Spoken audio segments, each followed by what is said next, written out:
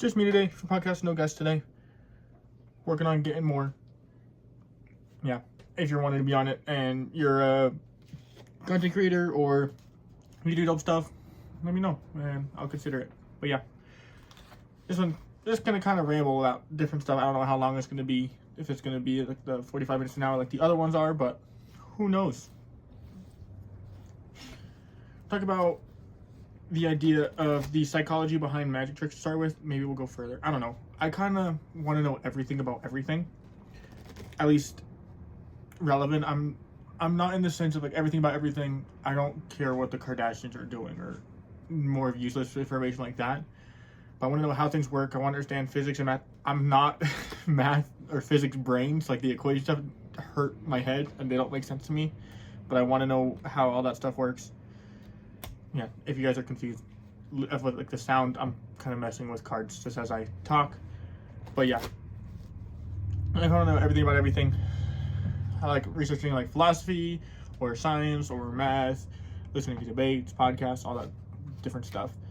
I know I mentioned in a different video, not on the podcast, but when I listen to things, I listen to them on 2x speed. I can get through them quicker, and I don't know, now that I do that, like normal speed just feels way too slow. The only things I'll watch on that speed now are like magic videos or music reactions. Everything else is 2x. This is how I can digest it. Even like someone who talks really fast, I can listen on 2x speed and digest it, and then I can get to twice as much content in half the time, or in the same amount of time. So definitely nice. But yeah, I try to learn a lot. I'm constantly learning, except on the days where my brain just doesn't want to do it, which every once in a while happens, not very frequently. But yeah, my magic has a lot of psychology, and I think that kind of started, I wouldn't say started, because I was into more deeper thoughts before, but like kind of launched me forward more. And very few people understand the psychological implications of magic. Even the people in magic don't understand all of them. Danny D. Ortiz is a master of this. Anyone who doesn't know him, look him up. He's one of, if not the best magician of all time. And the stuff he's doing, he uses basic psychology. Well, they're basic in a sense. They're easy to do, but psychological things. And he can fool magicians, professional magicians, no matter how long they've been doing it.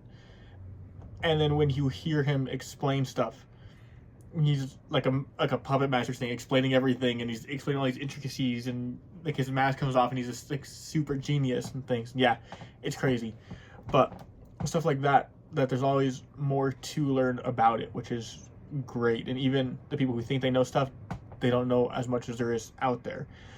Tiny things, being able to make things psychologically invisible, so even you can change people's perception and memories and make them forget a moment ever existed, and then it makes it seem more impossible. Hiding things by just doing two things at once. There's the concept synchronized coupling, that if you move both hands at the same time, either forward, backward, or separating directions, you can hide things better than if you just move one arm and keep the other one stagnant. Because if one thing becomes still too long and it's stuck, then it becomes suspicious. But moving along with it to help hide stuff. Yeah. A lot of people say it's like, oh, the bigger motion covers the smaller motion. And I think that's true in a sense, but I don't think that encompasses all of it. I think rather than the bigger motion covering the smaller motion, you're relying on other psychological subtleties as well.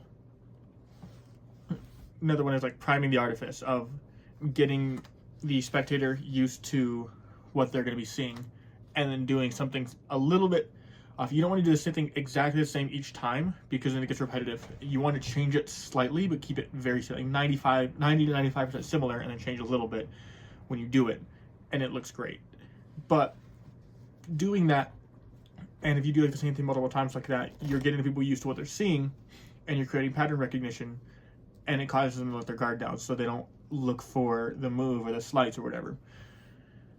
Another one is, rather than going from like point A to point B, if I want to get from here to here, I can do one move. I can go, that's one thing.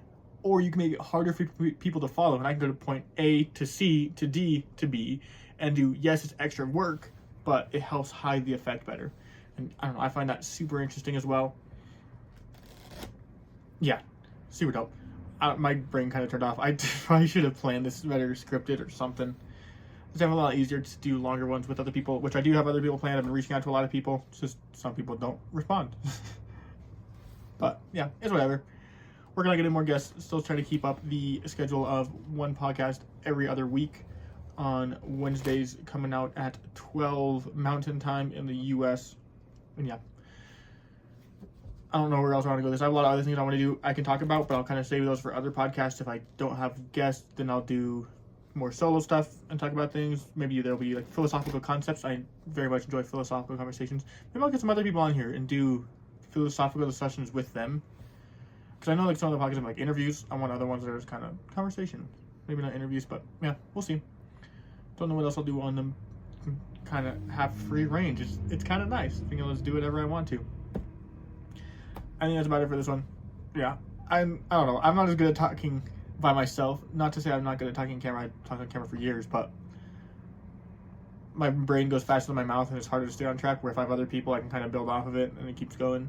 Or I can structure better. Maybe I'll do a solo one I structure better and kind of go through things, try to fill up time more. But yeah, maybe I'll go into like the history of magic in a different one. I don't know. Lots of different options. I think that's about it for this one. But yeah, subscribe. Shorter one today. And stay tuned for the next one.